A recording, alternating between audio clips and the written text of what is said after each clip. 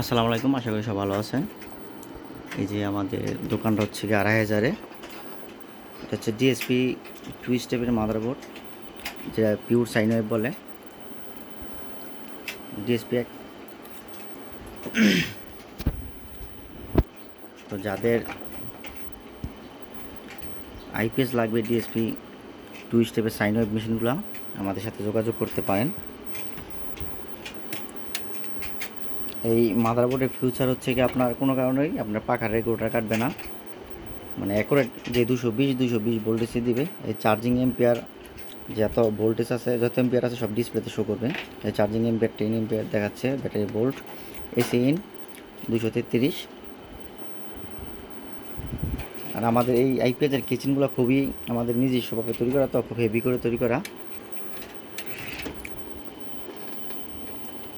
তো যাদের লাগবে আমাদের সাথে যোগাযোগ করতে পারেন। সবাইকে ধন্যবাদ।